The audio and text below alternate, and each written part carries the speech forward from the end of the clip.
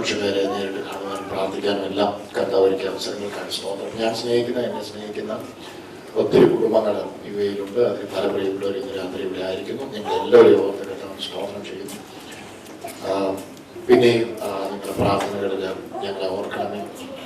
ഈ മീറ്റിങ്ങിലേക്ക് എന്നെ ക്ഷണിച്ച fire of revival നോവിൻ്റെ ഗ്രൂപ്പിനാണ് കർത്താവ് സ്തോത്രം ചെയ്യുന്നു. സജോഷ്, മാസ്റ്റർ സജോഷ്, മാസ്റ്റർ ബിജോഷ്, അവരെ ഓർത്ത് കർത്താവിനെ സ്തുതിക്കുന്നു. കർത്താവ് എല്ലാം നല്ല ദാനങ്ങളാലും അവരെ പിന്നെയും അനുഗ്രഹത്തിൽ അനുഗ്രഹിച്ച് തുടരുമാറാക്കട്ടെ. എഫിഷ്യൻസിലേക്ക് നമുക്ക് വരാം. എഫിഷ്യൻസ് ഇന്ന് പകല് ചിന്തിച്ച ചിന്തകളുടെ ചില ഭാഗങ്ങളിലൂടെ നമുക്ക് അതിലെ ആളത്തിൽ ചിന്തിക്കുവാനായിട്ട് കർത്താവ് പുറത്തിറങ്ങി പെരുമാറാകട്ടെ. എഫെസ്യ ലേഖനം 1-ാം അധ്യായത്തിന്റെ 1-ാം അധ്യായത്തിന്റെ ചാപ്റ്റർ 1 വേഴ്സ് 17 17ാമത്തെ വാക്യം മുതൽ താഴേക്ക് 18, 19. എഫെസ്യ ലേഖനം 1-ാം അധ്യായത്തിന്റെ 16 മുതൽ ഉള്ള വാക്യങ്ങൾ. എന്റെ പ്രാർത്ഥനയിൽ നിങ്ങളെ ഓർത്തുകൊണ്ട് നമ്മുടെ കർത്താവായ യേശുക്രിസ്തുവിന്റെ ദൈവവും മഹത്വമുള്ള പിതാവുമായവൻ നിങ്ങൾക്ക് തന്നെ കുറിച്ചുള്ള പരിജ്ഞാനത്തിൽ, എല്ലാവരും കൂടെ വായിക്കാൻ വേണ്ടിയാണ് ഞാൻ വായിച്ചത്. നിങ്ങളാരും പക്ഷേ തന്നെ കുറിച്ചുള്ള പരിജ്ഞാനത്തിൽ നിങ്ങൾക്ക് ജ്ഞാനത്തിന്റെയും വെളിപ്പാടിന്റെയും ആത്മാവിനെ തരേണ്ടതിനും നിങ്ങളുടെ ഹൃദയദൃഷ്ടി പ്രകാശിച്ചിട്ട് അവന്റെ വിലയായ ആശയിൽ വിശുദ്ധന്മാരിലുള്ള അവന്റെ അവകാശത്തിന്റെ മഹിമാതനം ഇന്നതെന്നും അവന്റെ ബലത്തിന്റെ വല്ലഭത്വത്തിന്റെ വ്യാപാരത്തിൽ വിശ്വസിക്കുന്ന നമുക്ക് വേണ്ടി വ്യാപരിക്കുന്ന അവന്റെ ശക്തിയുടെ അളവറ്റ വരവ് എന്നതെന്നും നിങ്ങൾ അറിയേണ്ടതിനും പ്രാർത്ഥിക്കുന്നു. ഞങ്ങളുടെ പുറകിൽ വന്നവരോട് പറഞ്ഞ എഫെസ്യ ലേഖനത്തിൽ 2 പ്രാർത്ഥനകൾ പൗലോസിന്റേതായി രേഖപ്പെടുത്തിയിട്ടുണ്ട്. 16 മുതലുള്ള പ്രാർത്ഥന, ഒന്നാമത്തെ പ്രാർത്ഥന ഒരു ഐ ഓപ്പണർ പ്രെയർ ആണ്. കണ്ണ് തുറക്കുന്ന പ്രാർത്ഥനയാണ്. കണ്ണ് തുറന്നുള്ള പ്രാർത്ഥനയല്ല, കണ്ണ് തുറക്കുന്ന പ്രാർത്ഥനയാണ്. ഈ 1-ാമത്തെ പ്രാർത്ഥനയിൽ പൗലോസ് പ്രാർത്ഥിക്കുന്നത് പ്രധാനമായിട്ടും ഇതിനു വേണ്ടിയാണ്. നിങ്ങൾ ആ ഭാവം വായിച്ചാൽ നിങ്ങൾക്കറിയാം. കർത്താവെ, ഞങ്ങളുടെ എല്ലാവരുടെയും വിശുദ്ധന്മാരുടെ അവകാശത്തിന്റെ വലുപ്പമൊക്കെ ഒന്ന് കാണണം. അതിനുവേണ്ടി ഞങ്ങൾക്ക് തന്നെ കുറിച്ചുള്ള പരിജ്ഞാനത്തിൽ ജ്ഞാനത്തിനെയും വെളിപ്പാടിനെയും ആത്മാവിനെ തരണം. അവിടെ 2 കാര്യമാണ് പൗലോസ് പ്രാർത്ഥിക്കാനായിട്ട് എഫെസോസുകാരോട് പറയുന്നത്. നിങ്ങൾക്ക് തന്നെ കുറിച്ചുള്ള പരിജ്ഞാനത്തിൽ ജ്ഞാനത്തിന്റെയും വെളിപ്പാടിനെയും ആത്മാവിനെ തരേണ്ടതിന്, ദൈവത്തെക്കുറിച്ചുള്ള പരിജ്ഞാനത്തിന് ജ്ഞാനത്തിന്റെയും വെളിപ്പാടിന്റെയും ആത്മാവ് ആവശ്യമാണ്. അതാണ് ആദ്യം ഞാൻ പറയാൻ ആഗ്രഹിക്കുന്ന പ്രധാന ചിന്ത. ദൈവത്തെക്കുറിച്ചുള്ള പരിജ്ഞാനത്തിന്, ദൈവത്തെക്കുറിച്ചുള്ള പരിജ്ഞാനം എന്ന് പറയുന്നത് ദൈവത്തെക്കുറിച്ചുള്ള അറിവിന് നിങ്ങൾക്ക് ജ്ഞാനത്തിന്റെയും വെളിപ്പാടിന്റെയും ആത്മാവ് ആവശ്യമാണ്. Spirit of wisdom and spirit of revelation. ജ്ഞാനത്തിന്റെയും വെളിപ്പാടിന്റെയും ആത്മാവ് എന്ന് പറയാമോ? ജ്ഞാനത്തിന്റെയും പറഞ്ഞാൽ ജ്ഞാനത്തിന്റെയും വെളിപ്പാടിന്റെയും ആത്മാവ്. ജ്ഞാനം എന്ത്, വെളിപ്പാട് എന്ത്, ഇത് മനസ്സിലാക്കുമ്പോഴാണ് ഇതിന്റെ ഡെപ്ത് നിങ്ങൾ മനസ്സിലാക്കുന്നത്. ഭൗതിക ജ്ഞാനങ്ങളെ അറിയുവാൻ വേണ്ടി ഒരാൾക്ക് ആവശ്യമായിട്ടുള്ളത് ജ്ഞാനമാണ്. ജ്ഞാനം. ഭൗതിക കാര്യങ്ങളിൽ അഗ്രഗണ്യനാകുവാൻ ഒരാൾക്ക് വേണ്ടത് ജ്ഞാനമാണ്. ഭൗതിക കാര്യങ്ങളെ കുറിച്ച്, ഭൗതിക കാര്യങ്ങൾ ഞാൻ ഉദ്ദേശിക്കുന്ന മെറ്റീരിയൽ മോട്ടൽ സംഭവ കാര്യങ്ങളെ കുറിച്ച്, ഭൗതിക കാര്യങ്ങളെ കുറിച്ച് ഉള്ള അറിവിന് വേണ്ടി ഒരാൾക്ക് ഉണ്ടാകേണ്ടതാണ് ജ്ഞാനം. പക്ഷെ ആത്മീയ കാര്യങ്ങളെ കുറിച്ച് ഒരാൾക്ക് ഉണ്ടാകേണ്ടത് ജ്ഞാനമല്ല, വെളിപ്പാടാണ്. ഞാനിത് പകല് പറഞ്ഞപ്പോ പറഞ്ഞു, ജ്ഞാനം ഈ തലമുണ്ടയ്ക്കകത്ത് സമ്പാദിക്കാവുന്ന അറിവുകളാണ് എങ്കിൽ വെളിപ്പാട് ആത്മദൃഷ്ടിയിൽ കാണുന്ന ആത്മപ്രകാശനങ്ങളാണ്. സോ ഇവിടെ പൗലോസ് പ്രാർത്ഥിക്കുന്ന ഇതാണ്, ജ്ഞാനത്തിന്റെയും വെളിപ്പാടിന്റെയും ആത്മാവ് എന്ന് പറഞ്ഞാൽ ഈ ഭൂമിയിൽ കർത്താവ് ചെയ്തു കഴിഞ്ഞതും ദൈവത്തിൽ നിന്നുള്ളതും രണ്ടും എന്ന് പറഞ്ഞാൽ ഭൗമികവും ആത്മീകവുമായ കാര്യങ്ങൾ കാണുവാൻ നിങ്ങളുടെ കണ്ണു തുറക്കണമേ. സോ അതാണ് ഈ പറയുമ്പോൾ പറയുന്നത്. നോക്കിക്കോ, രണ്ടായിട്ട് തരംതിരിച്ചാണ്. നിങ്ങൾ എഫെസ്യ ലേഖനം 1-ാം അധ്യായത്തിന്റെ 16 മുതൽ 22 വരെയുള്ള വാക്യങ്ങൾ വായിച്ചാൽ 2ആയിട്ട് തരംതിരിച്ചാൽ, ഒന്നാമത്തെ തലം എന്ന് പറയുന്നത് കാണുന്ന ലോകത്തിന്റെ യാഥാർത്ഥ്യം, 2 കാണാത്ത ലോകത്തിന്റെ യാഥാർത്ഥ്യം. കാണുന്ന ലോകത്തിന്റെ യാഥാർത്ഥ്യങ്ങൾ അറിയേണ്ടതിന് നിങ്ങൾക്ക് വെളിപ്പാടിന്റെ ആവശ്യമില്ല. കാരണം പ്രസന്റ് വേൾഡ് റിയാലിറ്റികളൊന്നും റെവലേഷൻ അല്ല. പ്രസന്റ് വേൾഡ് റിയാലിറ്റീസ് അല്ല, ഇൻഫോർമേഷൻസ് ആണ്, അറിവുകളാണ്, സൈദ്ധാന്തിക ജ്ഞാനങ്ങളാണ്, ബുദ്ധിപരമായ അറിവുകളാണ്. കേട്ടറിവ്, കണ്ടറിവ്, തൊട്ടറിവ്, എഴുത്തറിവ്, രുചിച്ചറിവ്, ഇങ്ങനെയൊക്കെ അറിവുകൾ. വെളിപ്പാടല്ല. വെളിപ്പാടെന്ന് പറഞ്ഞാൽ ആത്മപ്രകാശനങ്ങളാണ്. വെളിപ്പാട് ആത്മാവിന് കിട്ടുന്ന പ്രചോദനമാണ്. വെളിപ്പാട് എന്ന് പറഞ്ഞ വെളിപ്പാട് ഇന്ന് രാവിലെ പദം പറഞ്ഞിരുന്നു. അപ്പോക്കാലിപ്സിസ് എന്ന പദത്തിന്റെ അർത്ഥം മറച്ചു വെച്ചയാൾ മറച്ചു വെച്ച ഏത് ഉദ്ദേശത്തിന് വേണ്ടി മറച്ചു വെച്ച ആ ഉദ്ദേശം കഴിയുമ്പോൾ എടുത്തു കാട്ടില്ല. അതിനുവേണ്ടി ഉപയോഗിക്കുന്ന പദമാണ് വെളിപ്പാട് എന്നുള്ളത്. ഇപ്പൊ ദൈവത്തെക്കുറിച്ച് എനിക്ക് നിങ്ങൾക്ക് ഉണ്ടാകുന്നത് അറിവല്ല, സൈദ്ധാന്തികമായ ജ്ഞാനമല്ല, ഭൗതികമായ ജ്ഞാനമല്ല. കുറെ തിയറി പഠിച്ചു വെച്ചവിടെ പ്രത്യേകിച്ച് ഒരു ഗുണമില്ല. ദൈവം ഇതാ, ദൈവം ഇതാ, ദൈവം സർവശക്തന, ദൈവം സർവ്വവ്യാപിയ, ഇതെല്ലാം കേവലം ഇൻഫോർമേഷൻസ് ആണ്, പല സ്ഥലങ്ങളിൽ നിന്ന് കളക്ട് ചെയ്ത അറിവുകളാണ്. പക്ഷെ ഈ അറിവ് കൊണ്ട് വലിയ കാര്യമൊന്നുമില്ല. ഭൗതിക കാര്യത്തിന് പക്ഷെ അറിവ് കൂടിയേ തീരുള്ളൂ. കാര്യങ്ങളെ കുറിച്ച് അറിയണമെങ്കിൽ അറിവ് കൂടിയേ തീരുള്ളൂ. പക്ഷെ ഇവിടെ പൗലോസ് പറയാ, രണ്ടും നിങ്ങൾക്ക് ഉണ്ടാകണമെന്ന് ഞാൻ പ്രാർത്ഥിക്കുന്നു. ഒന്ന്, ദൈവത്തിന്റെ കാര്യങ്ങൾ അറിയാനുള്ള വെളിപ്പാടും ഭൂമിയിലെ കാര്യങ്ങൾ അറിയാൻ വേണ്ടിയുള്ള ജ്ഞാനവും. ജ്ഞാനത്തിന്റെ ആത്മാവും വെളിപ്പാടിന്റെ ആത്മാവും. എല്ലാവരും ഒന്ന് പറഞ്ഞേ ഹല്ലേലൂയ. പരിശുദ്ധാത്മാവിൽ പല നിറവുകളിൽ ഉള്ളതിൽ രണ്ട് നിറവുകളാണ് നിങ്ങൾ ചോദിച്ചാൽ പകരുവാൻ തയ്യാറായി നിൽക്കുന്ന രണ്ട് നിറവുകളാണ്. ഒന്ന് ജ്ഞാനം, ഒന്ന് വെളിപ്പാട്. പറഞ്ഞാട്ടെ, വിസ്ഡം ആൻഡ് റെവലേഷൻ. ജ്ഞാനം, വെളിപ്പാട്. ഇത് നിങ്ങൾ ചോദിച്ചാൽ ഇന്ന് പകരാനായിട്ട് കർത്താവ് തയ്യാറായിട്ട് നിൽക്കുകയാണ്. ഹല്ലേലൂയ. ഇതിനകത്തുള്ളതാണ് ജ്ഞാനത്തിന്റെ വചനം. കൃപാവരങ്ങളുടെ ഒരു കൃപാവരമാണ് ഈ ജ്ഞാനത്തിന്റെ വചനം. ജ്ഞാനത്തിന്റെ വചനം, വിസ്ഡം. ജ്ഞാനത്തിന്റെ വചനം എന്ന് പറയുന്ന കൃപാവരത്തിലുള്ള ഒരു കൃപ. അത് അങ്ങോട്ട് തൊടാനായിട്ട് എനിക്ക് കഴിയത്തില്ല. എങ്കിലും ഞാൻ ആ ഭാഗത്ത് നിന്ന് സംസാരിക്കാം. ഭൗമിക ലോകത്തിൽ ജീവിക്കുമ്പോൾ ദൈവത്തിന്റെ കാര്യങ്ങൾ അറിയുവാനായിട്ട് ജ്ഞാനത്തിന്റെ ഒന്നാം തലം ഉപയോഗിക്കപ്പെടുന്നുവെങ്കിലും വെളിപ്പാടെന്ന് പറയുന്നത് ഈ ഭാഗത്ത് നിങ്ങൾക്ക് വായിച്ചാൽ അറിയാം. വെളിപ്പാടെന്ന് പറയുന്നത് ദൈവത്തെ കുറിച്ചുള്ള പരിജ്ഞാനത്തിൽ ഉള്ളതാണ്. ദൈവത്തെ കുറിച്ചുള്ള പരിജ്ഞാനം, ദൈവത്തെ കുറിച്ചുള്ള അറിവിന് വേണ്ടി എനിക്കുള്ളതാണ് വെളിപ്പാട്. സോ പൗലോസ് പ്രാർത്ഥിക്കുന്നു, നിങ്ങൾക്ക് ജ്ഞാനത്തിന്റെയും വെളിപ്പാടിന്റെ ആത്മാവിനെ തരേണ്ടിയതിന്. അപ്പൊ അടുത്ത പൗലോസ് പറയാ, അങ്ങനെ അത് രണ്ടും നിങ്ങൾക്ക് ലഭിച്ചു കഴിയുമ്പോൾ നിങ്ങളുടെ ഹൃദയദൃഷ്ടി പ്രകാശിക്കും. ഞാൻ ഈ ഹൃദയം എന്ന പദം ഇവിടെ പകരം വിശദീകരിച്ചായിരുന്നു. കാർഡിയ എന്ന പദം ഉപയോഗിച്ചിരിക്കുന്നത്. കാർഡിയ എന്ന പദം കൂടി ഉപയോഗിച്ചിരിക്കുന്ന പ്രധാനമായിട്ടും അകത്തെ മനുഷ്യൻ എന്ന ആശയത്തിലാണ്. ആത്മകണ്ണ് അല്ലെങ്കിൽ ഇന്നർ പേഴ്സണാലിറ്റി, സ്പിരിറ്റ് മാൻ എന്ന ആശയത്തിലാണ്. ആത്മ മനുഷ്യന്റെ കണ്ണ് തുറക്കും. കേട്ടോ, നിങ്ങൾക്ക് മനസ്സിലാക്കാറുണ്ട്. വെളിപ്പാട് എന്ന് പറയുന്നത് ആത്മ മനുഷ്യന്റെ കാഴ്ചയാണ്. നിങ്ങൾക്ക് ജ്ഞാനത്തിന്റെയും വെളിപ്പാടിന്റെയും ആത്മാവിനെ കിട്ടിക്കഴിയുമ്പോൾ നിങ്ങളുടെ ആത്മ മനുഷ്യൻ ആക്റ്റീവ് ആകും. ദൈവത്തിന്റെ കാര്യങ്ങൾ നിങ്ങൾ കാണാനും കേൾക്കാനും തുടങ്ങും. ലോകത്തിന്റെ കാര്യങ്ങൾ കേട്ടോണ്ടും കണ്ടോണ്ട് ചെയ്യുന്ന നിങ്ങൾ ദൈവത്തിന്റെ കാര്യങ്ങൾ കാണാനും കേൾക്കാനും തുടങ്ങും. ജ്ഞാനത്തിന്റെ വെളിപ്പാടിന്റെ ആത്മാവ് കിട്ടിക്കഴിയുമ്പോൾ സംഭവിക്കുന്ന കാര്യങ്ങളാണ്. നിങ്ങളുടെ ഹൃദയദൃഷ്ടി പ്രകാശിച്ചിട്ട് അവന്റെ വിളിയാനുള്ള ആശയിക്കുമ്പോൾ വിശുദ്ധന്മാരുടെ അവന്റെ അവകാശത്തിന്റെ വലിപ്പം എന്നതെന്ന് നിങ്ങൾ അറിയും. ഇനി നമ്മുടെ മുഖവരം വിട്ട് ഞാൻ അറിഞ്ഞതാണ്. നമ്മളിന്ന് കേൾക്കാൻ പോകുന്ന ഭാഗം ഇതിന്റെ 17-ാം വാക്യത്തിന്റെ ചെറിയൊരു ഭാഗമാണ്. പക്ഷെ അങ്ങോട്ടൊന്ന് പോയേ പറ്റുള്ളൂ. അത് പറയണമെങ്കിൽ മേലോട്ട് പറയേണ്ടിയിരിക്കുന്നതുകൊണ്ട് ഞാൻ പറഞ്ഞു പോയതാണ്. ശ്രദ്ധിച്ചിട്ടുണ്ട്. അപ്പൊ ജ്ഞാനത്തിന്റെ പരിശുദ്ധാത്മാവിലുള്ള രണ്ട് നിറവുകളായ ഒന്ന് ജ്ഞാനവും ഒന്ന് വെളിപ്പാടുമാണ്. അതിനെ ഒരുവർക്ക് കിട്ടിക്കഴിയുന്നതോടെ ആ മനുഷ്യന്റെ ഹൃദയദൃഷ്ടി പ്രകാശിക്കുകയാണ്. ഹൃദയദൃഷ്ടി പ്രകാശിക്കുന്നതോടെ അത് തിരിച്ചറിയുകയാണ്, അയ്യോ എന്നെ വിളിച്ചിട്ടുണ്ടല്ലോ. ആദ്യത്തെ തിരിച്ചറിവ് എന്നെ വിളിച്ചിട്ടുണ്ടല്ലോ. രണ്ടാമത്തെ തിരിച്ചറിവാണ്, എന്നെ വിളിച്ചതിന്റെ പിന്നിൽ ഒരു ആശയമുണ്ടല്ലോ, വിളിച്ചതിന്റെ പിന്നിൽ ഒരു ഉദ്ദേശമുണ്ടല്ലോ, വിളിക്കാനുള്ള ആശയില്ലെന്നും. മൂന്നാമത് പറയുന്നതാണ് വിശുദ്ധന്മാരിലുള്ള അവന്റെ അവകാശത്തിന്റെ. നിങ്ങൾ വാക്യം വായിച്ചു, നിങ്ങൾ വേണമെങ്കിൽ ആ വാക്യം വായിച്ചു.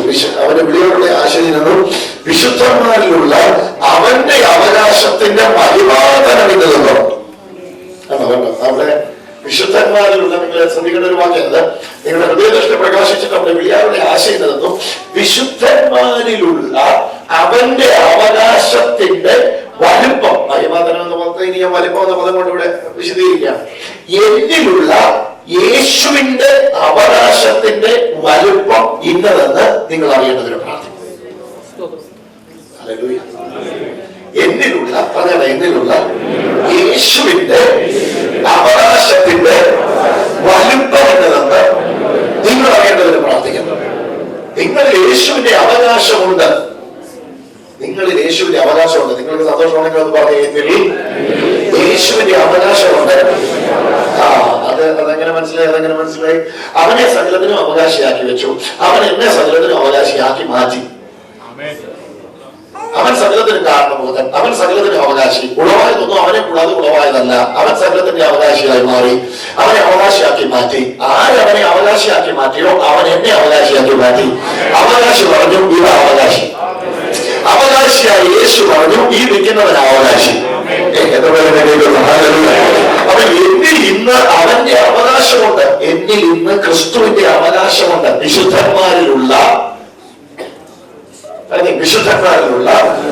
അവന്റെ അവകാശത്തിന്റെ വലുപ്പം ഇല്ലെന്ന് അറിയണം. പക്ഷെ ഇത് അറിയുന്നില്ല ആൾക്കാരെ. അറിയത്തില്ലാത്തതിന്റെ കാരണം ഇതാണ്, പ്രകാശിച്ചിട്ടില്ല. അപ്പൻ ഒത്തിരി സംഭവങ്ങളൊക്കെ എഴുതിയിട്ടുണ്ട്, പക്ഷെ മകനിപ്പോഴും അയച്ചു നടക്കും. അപ്പൊ വലിയ ഭൂസ്വത്തിന്റെ ഉടമയാ, അപ്പൻ വലിയ ജന്മിയാണ്, അപ്പനോടെല്ലാം എഴുതി വെച്ചിട്ടാകും പോയത്. പക്ഷെ മകന് അറിയാതെ യാചിച്ചുകൊണ്ടിരിക്കുക. കാരണം എന്താ ചോദിച്ചാൽ മകനെന്ന് പറയുന്നത് കണ്ണു തുറന്ന് കണ്ടിട്ടില്ല. എന്തൊക്കെയാണ് അവൻ ചെയ്തു വെച്ചിരിക്കുന്നത്? നിങ്ങൾ എഫെസ്യർ 1-ാം മുകളിൽ പോലും വായിച്ചാൽ അറിയാം. He has blessed his own heavenly സ്വർഗത്തിലെ സകല ആത്മീയ അനുഗ്രഹത്താലും നമ്മെ അവൻ അനുഗ്രഹിച്ചിരിക്കുന്നു. അപ്പൻ ചെയ്തു വെച്ചതാണ്. നിങ്ങളെന്നെ കേൾക്കുന്നുണ്ടോ? ലോകസ്ഥാപനത്തിന് മുമ്പേ നമ്മെ അവൻ തെരഞ്ഞെടുത്തിരിക്കുന്നു. അപ്പൻ ചെയ്തു വെച്ചതാ. ഭീകരമായവനിൽ സൗജന്യമായി നമുക്ക് രക്ഷ വന്നിരിക്കുന്നു. അപ്പൻ ചെയ്തു വെച്ചതാ. നിങ്ങൾ കിട്ടുന്നില്ല. ഇതെല്ലാം അപ്പൻ ചെയ്തു വെച്ചതാ. ഇവിടെ ചോദിക്കും. രണ്ടാം വാക്യം verse 2. സ്വർഗത്തിലെ സകല ആത്മീയ അനുഗ്രഹത്താലും നമ്മെ ക്രിസ്തുവിൽ അനുഗ്രഹിച്ചിരിക്കുന്നു. അപ്പം അവന്റെ അവകാശത്തിനകത്തുള്ളതാണ് all heavenly blessings. വായിച്ചാൽ അത് മനസ്സിലാക്കുള്ളൂ. സ്വർഗത്തിലെ സകല ആത്മീയ അനുഗ്രഹങ്ങളും എന്റെ പേർക്ക് എഴുതി വെച്ചിരിക്കുക. ഹലോ, നിങ്ങൾ കഴിയുന്ന വന്നു നോക്കി. നാം അവരുടെ സന്നിധിയിൽ വിശുദ്ധ നിഷ്കളങ്കരും ആകേണ്ടതിന് അവൻ നമ്മെ ലോകസ്ഥാപനത്തിന് മുമ്പ് തെരഞ്ഞെടുത്തിരിക്കുന്നു. അവൻ തെരഞ്ഞെടുപ്പ് ലഭിച്ചു കഴിഞ്ഞു. തെരഞ്ഞെടുപ്പ് ലഭിച്ചു കഴിഞ്ഞു. അനുഗ്രഹിച്ചിരിക്കുന്നു. പറഞ്ഞേ. നിങ്ങൾ കിട്ടുന്നില്ല. വളരെ പറ. അനുഗ്രഹിച്ചിരിക്കുന്നു, തെരഞ്ഞെടുത്തിരിക്കുന്നു, ദത്തെടുത്തിരിക്കുന്നു. ദത്തെടുത്തിരിക്കുന്നു, മുൻ നിയമിച്ചിരിക്കുന്നു. verse 5. verse 6. വീണ്ടെടുത്തിരിക്കുന്നു, അനുഗ്രഹിച്ചിരിക്കുന്നു. verse 2. അനുഗ്രഹിച്ചിരിക്കുന്നു. verse 3. തെരഞ്ഞെടുത്തിരിക്കുന്നു. verse 4. മുൻ നിയമിച്ചിരിക്കുന്നു. പിന്നെ ദത്തെടുത്തിരിക്കുന്നു. പിന്നെ മുൻ നിയമിച്ചിരിക്കുന്നു. verse 5. മുൻ നിയമിച്ചിരിക്കുന്നു. സകല ജ്ഞാനവും വിവേകവും ധാരാളമായി നൽകിയിരിക്കുന്നു. verse 6. ആരെങ്കിലും നിങ്ങൾ വായിച്ചു നോക്കി. അവൻ നമുക്ക് വീണ്ടെടുപ്പുണ്ട്, മുൻ നിയമിക്കപ്പെട്ടു, അവനിൽ നാം അവകാശം പ്രാപിച്ചു. verse 10. verse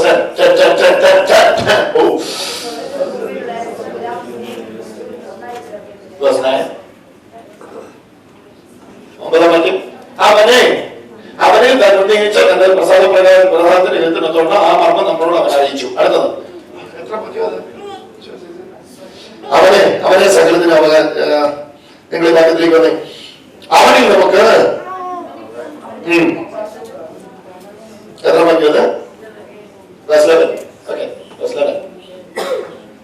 അവനിൽ നാം അവകാശം പ്രാപിച്ചു. ഏത് അവകാശം? എഴുതി പറഞ്ഞു. തെരഞ്ഞെടുത്തു. അവനെ തെരഞ്ഞെടുത്തു. നിങ്ങൾ തെരഞ്ഞെടുത്തില്ലെന്നോ? നിങ്ങൾ ഇരിപ്പ് കണ്ട. ലോകസ്ഥാപനത്തിലൊക്കെ തെരഞ്ഞെടുത്തു, അനുഗ്രഹിച്ചിരിക്കുന്നു, ദത്തെടുത്തിരിക്കുന്നു, വീണ്ടെടുത്തിരിക്കുന്നു, മുൻനിയമിച്ചിരിക്കുന്നു. ഹല്ലേലൂയ. നിങ്ങൾ ഈ 10 വാക്യങ്ങൾ വായിച്ചാൽ 14 കാര്യങ്ങൾ കാണും. ഇതെല്ലാം കഴിഞ്ഞോ നിങ്ങളെ ചിന്തിച്ചുള്ളൂ. ഇതെല്ലാം കഴിഞ്ഞു. പക്ഷേ പണ്ട് ഞാനിതൊന്നും അറിയുന്നില്ല. ഞാനിപ്പോഴും പറയുന്നത്, കർത്താവേ എന്നെ അനുഗ്രഹിക്കണേ, കർത്താവേ എന്നെ ഇതിനകത്തുനിന്ന് തിരഞ്ഞെടുക്കണമേ, കർത്താവേ എന്നെ ദത്തെടുക്കണമേ, എന്നെ മുൻനിയമിക്കണമേ. എന്റെ മുഴുവൻ ഇതെല്ലാം കഴിഞ്ഞിട്ടാണ് ഞാൻ ഇരിക്കുന്നത്. ചെയ്യാവുന്ന എല്ലാം ചെയ്തിട്ടാണ് ഞാൻ ഇരിക്കുന്നത്. ഞാൻ നിന്നെ തെരഞ്ഞെടുത്ത് കഴിഞ്ഞു, ഞാൻ നിന്നെ ദത്തെടുത്ത് കഴിഞ്ഞു, ഞാൻ നിന്നെ അനുഗ്രഹിച്ചു കഴിഞ്ഞു, ഞാൻ നിന്നെ വീണ്ടെടുത്ത് കഴിഞ്ഞു, സകലവും ഞാൻ ചെയ്തു കഴിഞ്ഞു. പക്ഷേ ഇന്നെല്ലാം സത്യമാണെങ്കിലും വിശുദ്ധന്റെ കണ്ണ് തുറന്നത് കണ്ടിട്ടില്ല. പര്യടമാക്കി നോക്കി നിങ്ങളുടെ ഹൃദയ ദൃഷ്ടി പ്രകാശിക്കണം. പൗലോസ് പ്രാർത്ഥിക്കുക, ദൈവമേ ഈ പേര് പറഞ്ഞതെല്ലാം വലിയ സംഭവങ്ങളാ. സ്വർഗത്തിലെ സകല ആത്മീയ അനുഗ്രഹം ഇവന് വേണ്ടി വെയിറ്റ് ചെയ്യുക. ഇവനൊന്ന് വിശ്വസിച്ച് ഒന്നും ക്ലെയിം ചെയ്യുവാൻ അപ്പന്റെ സ്വത്ത് മുഴുവൻ ഇവന്റെ അക്കൗണ്ടിലോട്ട് വരാൻ പോവുക. ഈ ചെറുക്കൻ ഇതുവരെ കണ്ണു തുറന്ന് കണ്ടിട്ടില്ല. ഇവനിപ്പോഴും ഈ കൊടുക്കുന്ന ഇവന്റെ അപ്പന് സ്വന്തമായ ചോക്ലേറ്റ് കമ്പനി ഉണ്ടെങ്കിലും ഇവൻ യാചിച്ചുകൊണ്ടിരിക്കുക ഒരു ചോക്ലേറ്റ് വാങ്ങാനുള്ള കാശിന് വേണ്ടി. ഹലോ, നിങ്ങൾ എത്ര പേരുടെ കൂടെ ഉണ്ടാവണേ? കർത്താവേ ഒരു സൗഖ്യം ഇരിക്കുന്നതാണ്. അടിപ്പിണരുകളെ സൗഖ്യം വന്നിരിക്കുന്നു. കണ്ണു തുറന്ന് വിശുദ്ധന്മാരിലുള്ള അവന്റെ അവകാശത്തിന്റെ നമ്മുടെ കർത്താവായ യേശുക്രിസ്തു ദൈവമഹത്വം തന്നെ കുറിച്ച് പറഞ്ഞത് ഞാനതിനെ വെളിപ്പാട് ആത്മാവിനെ തരേണ്ടതിന് 18-19. അവന്റെ ബലത്തിന്റെ ബലത്തിൽ വ്യാപാരത്തിൽ വിശ്വസിക്കുന്ന നമുക്ക് വേണ്ടി വ്യാപരിക്കുന്നവന്റെ ശക്തിയുള്ള അളവന്റെ വലുപ്പം എന്നതെന്നും അറിയേണ്ടതിനും പ്രാർത്ഥിക്കുന്നു. ഇവിടെ പറയാൻ ആഗ്രഹിക്കുന്ന ഒരു പ്രധാന ചിന്ത ഇതാണ്, അവനിൽ ഉള്ള എന്റെ അവകാശം. പറഞ്ഞേ, എന്നിലുള്ള അവന്റെ അവകാശം, അവനിലുള്ള എന്റെ അവകാശം. ഒന്ന് പറഞ്ഞേ, എന്നിലുള്ള വിശുദ്ധന്മാരിലുള്ള അവന്റെ അവകാശത്തിന്റെ വലുപ്പം എന്തെന്ന് നിങ്ങൾ അറിയേണ്ടതിനും പ്രാർത്ഥിക്കുന്നു. എന്ന് പറഞ്ഞാൽ കാൽവരി മരണത്തിലൂടെ നിങ്ങളുടെ പേരിൽ വന്നു കയറിയ സമ്പത്ത് എന്താണെന്ന് നിങ്ങളൊന്ന് അറിയേണ്ടതിന് ഞാൻ പ്രാർത്ഥിക്കുന്നു. യേശു ക്രൂശിൽ മരിച്ചോടെ നിങ്ങളായി മാറിയ ആരൊക്കെയാണെന്ന് നിങ്ങൾ അറിയേണ്ടത് ഞാൻ പ്രാർത്ഥിക്കണം. ഇന്ന് ഒന്നും നിങ്ങൾക്ക് പ്രാപിക്കാൻ ഒന്നും ചെയ്യേണ്ട കാര്യമില്ല. നിങ്ങൾ ഒന്നും ചെയ്യാതെ നിങ്ങൾക്ക് വേണ്ടി ഒരാളെല്ലാം ചെയ്ത് നിങ്ങളുടെ അക്കൗണ്ടിൽ ഇട്ടിരിക്കുകയാണ്. നിങ്ങൾ അറിയണം.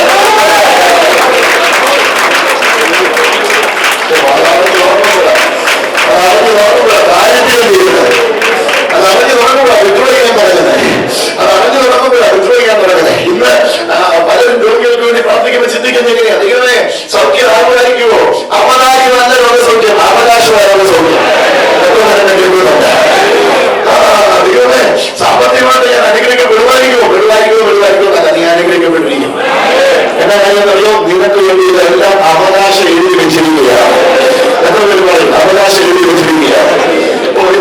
ഇത് കർത്താവ് ചെയ്തിട്ടാണ് യേശു ക്രൂശിൽ മരിച്ചത്. അതിന് മുമ്പ് കർത്താവ് ക്രൂശിൽ മരിച്ചിരുന്നില്ല. ഇത് എന്റെ രക്തത്തിൽ പുതിയ നിയമമാകുന്നു. ആര് പറയും? ഇതെന്റെ രക്തത്തിൽ പുതിയ നിയമമാകുന്നു. യേശു പറഞ്ഞ വാക്ക ഇതെന്റെ രക്തത്തിൽ പുതിയ നിയമമാകുന്നു. പുതിയ ഉടമ്പടി ഞാൻ എഴുതുകയാണ്. ന്യൂ കവനന്റ് ഞാൻ എഴുതുകയാണ്. ന്യൂ ടെസ്റ്റമെന്റ് ഞാൻ എഴുതുകയാണ്. വിവാഹത്തെ ഞാൻ എഴുതുകയാണ്. പുതിയ ഉടമ്പടി ഞാൻ എഴുതുകയാണ്. പുതിയ ഉടമ്പടി. പഴയ ഉടമ്പടി അവകാശി നിന്നെ ആക്കി മാറ്റിയില്ല. ആരാക്കി നിന്നെ മാറ്റി? ഇതിനെ ദാസനാക്കി മാറ്റി, അവകാശം പ്രാപിക്കുന്നവരാക്കി മാറ്റി. എന്നാൽ പുതിയ ഉടമ്പടി അവരുടെ സ്വത്ത് പ്രാപിക്കുന്ന അവകാശിയാക്കി നിന്നെ മാറ്റിയിരിക്കുകയാണ്. അവനെ സകലത്തിനും അവകാശിയാക്കി വെച്ചു. അവൻ എന്നെ സകലത്തിനും അവകാശിയാക്കി വെച്ചു. പ്രിയരായവരെ നമുക്ക് സൗജന്യമായി നൽകിയ കൃപാവരത്തിന്റെ ഗുണങ്ങളാൽ നമ്മെ അവനെ തിരഞ്ഞെടുത്തു. സത്യം തിരിച്ചറിയുമ്പോഴാണ് ഇന്ന് രാത്രി നിങ്ങൾ ഇവിടുന്ന് പറയാൻ തുടങ്ങുന്നത്. ഞാനിങ്ങനെയൊന്നും ജീവിക്കേണ്ട ആളല്ല, ഞാനിങ്ങനെയൊന്നും ജീവിക്കേണ്ട ആളല്ല. എന്റെ അമ്മയുടെ വീട്ടിൽ ഇതൊക്കെ ഉണ്ട്. പ്രോഡിക്കൽസ് ആണ് എപ്പോഴാണ് തിരിച്ചു വന്നേ? ആ മുടിയപ്പൂത്തൻ എപ്പോഴാണ് തിരിച്ചു വന്നേ? അവന്റെ പാവത്തെ കുറിച്ച് ഓർത്തപ്പോഴല്ല തിരിച്ചു വന്നേ. അവന്റെ അപ്പന്റെ വീടിനെ കുറിച്ച് ഓർത്തപ്പോഴാണ് തിരിച്ചു വന്നേ. പാവത്തെ കുറിച്ച് ഓർക്കുന്നതോ പാവത്തിലേക്ക് പോയിക്കൊണ്ടിരുന്നു. എന്നാൽ അപ്പന്റെ വീടിനെ കുറിച്ച് ഓർമ്മ വന്നപ്പോ അവൻ പറഞ്ഞു, ഞാനെന്തിനാ ഇവിടെ കിടക്കുന്നേ? ഞാനെന്തിനാ ഇവിടെ കിടക്കുന്നേ? ഞാനിങ്ങനെയൊന്നും കിടക്കുന്നവരല്ലല്ലോ. എന്റെ വീട്ടിലെ വേറെ കാലം പോലും ഞാൻ കിടക്കുന്നില്ലല്ലോ. അവൻ വാടകയിലാണ് കിടക്കുന്ന ആരുമില്ലല്ലോ. വേറെ കാലം ഇങ്ങനെ കിടക്കുന്നില്ല. വാടാനും ഞാനെന്തിനാ കിടക്കുന്നത്? ഞാൻ എഴുന്നേറ്റ് അപ്പന്റെ വീട്ടിലേക്ക് ചെല്ലും. അപ്പന്റെ എഴുതി വെച്ചത് ഞാൻ പ്രാപിക്കുന്നത് ചെയ്യും. ആ പിതൃത്തെ ഞാൻ ക്ലീൻ ചെയ്യും.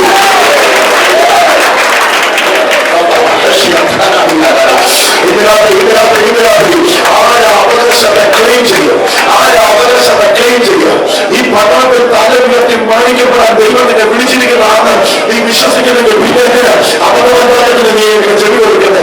വല്ലവരും പറയുന്ന വാക്കുകൾക്ക് എന്തിനാ നീ ചെവി കൊടുക്കട്ടെ? കാരണം വിശ്വസിക്കേ, കാരണം ഉയർത്തി വിശ്വസിക്കേ, വാഴകളെ വിശ്വസിക്കേ, വാഴ വിശ്വസിക്കേ.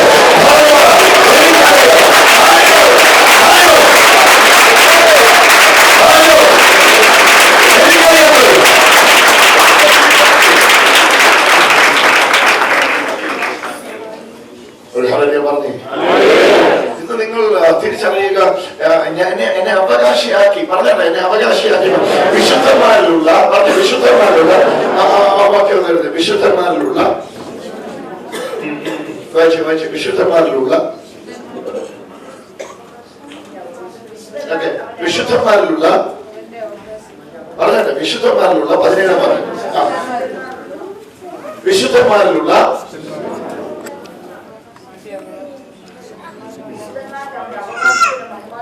വിശുദ്ധന്മാരിലുള്ള വിശുദ്ധനായ എന്നിലുള്ള പറഞ്ഞ വിശുദ്ധനായ എന്നിലുള്ള അവന്റെ അവകാശത്തിന്റെ വലിപ്പം ഇന്നതെന്ന് എനിക്കെന്ന് അറിയണം. ഒന്ന് പറയാം, എന്റെ അപ്പൻ എത്ര സ്വന്തമെന്ന് എനിക്കെന്ന് അറിയാം. എന്തൊക്കെ എന്റെ പേര് എഴുതിയിട്ടുണ്ടെന്ന് എനിക്കറിയാം. Hallelujah, hallelujah. എത്ര പേര് കേൾക്കുന്നത്? എത്ര പേര് കേട്ടത്? എത്ര പേര് കേട്ടത്? എന്റെ പേര് എഴുതിയിട്ടത് ഞാനിന്ന് ക്ലെയിം ചെയ്യുന്ന എത്ര പേര്? ഞാനിത് കൊണ്ടേ പോകണം. ഇങ്ങനത്തെ കഴിവൊന്നും കണ്ടാ പോലെ എത്ര പേരുടെ ഉന്മേഷോട് ഞാനിവിടെ ഇക്കാവിലൂടെ എഴുതുന്നു.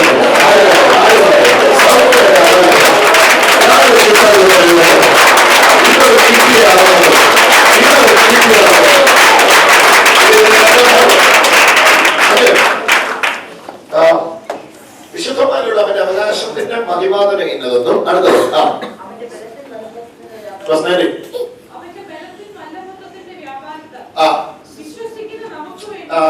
ഇത് രണ്ടും കൂടെ ഒരുമിച്ച് വന്നിടാനുള്ള സൗകര്യം ഉണ്ടായിരുന്നത് ഞാൻ അവിടെ തന്നെ എടുത്ത് നിങ്ങളെ കാണിക്കാം.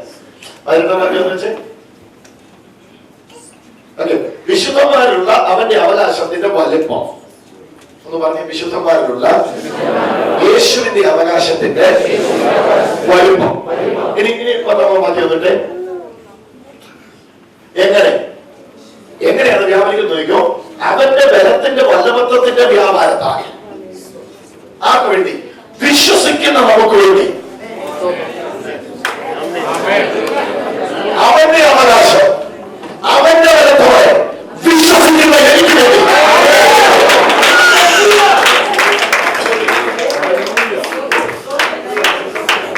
ഞാൻ അവകാശിയാണ് ഇവിടെ നിന്ന് തിരിച്ചറിയുന്ന ഒരാൾ തിരിച്ചറിയുന്ന ഉടനെ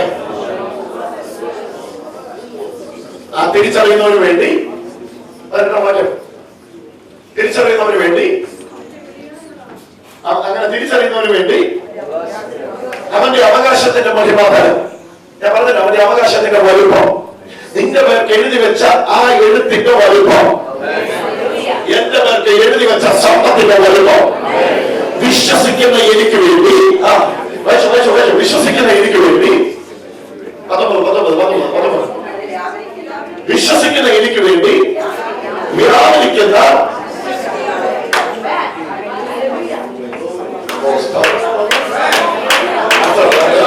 ഒരു പാവ മനുഷ്യൻ, ഒരു പുത്രൻ കണ്ണു മുളച്ച് പറയുക 2010 വർഷങ്ങൾക്ക് മുമ്പ് കാൽവരിയിൽ കർത്താവ് ആധാരം എഴുതി വെച്ചിട്ട് നിവൃത്തിയായി എന്ന് പറഞ്ഞു. എന്റെ പേർക്ക് എഴുതി വെച്ചിട്ട് ആ കർത്താവ് പോയത്. ഞാനത് കണ്ണടച്ച് വിശ്വസിക്കുക. എന്റെ പേർക്ക് കർത്താവ് എഴുതി വെച്ചിട്ടാ പോയത്. ഒരു പാവം മനുഷ്യനുണ്ടെന്നോട് വിശ്വസിക്കുക. എന്റെ പേർക്ക് 2010 വർഷങ്ങൾക്ക് മുമ്പ് കാൽവരി ക്രൂശിൽ യേശു കൈമാറിയ ആധാരം അല്ലെങ്കിൽ യേശു കൈമാറിയ ഉടമ്പടി എന്റെ പേർക്കാണ് ഞാൻ വിശ്വസിക്കുന്നു. ഒരാള് വിശ്വസിക്കുന്ന ഉടനെ അടുത്ത പദം പറയാം. വിശ്വസിക്കുന്ന നമുക്ക് വേണ്ടി അവന്റെ ബലത്തിന്റെ വലുപ്പവും വ്യാപരിക്കാൻ തുടങ്ങും. ഏത് അവകാശത്തിന് വേണ്ടി? എന്തിനാ ബലത്തിന്റെ ബലവത്വം എന്ന് വാക്ക് പറയുന്നത്? ഒരിക്കലും നീ അവകാശം പ്രാപിക്കരുത് എന്ന് പറയുന്ന ഒരു ശക്തി ഇവിടെ സജീവമാണ്. അതുകൊണ്ടാണ് പറയുന്നത് ആ ശക്തിക്ക് വേണ്ടി അവന്റെ ബലം വ്യാപരിക്കും.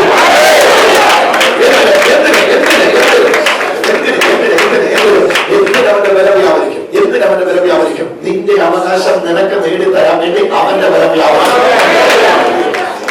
ആർക്ക് വേണ്ടി? വിശ്വസിക്കുന്ന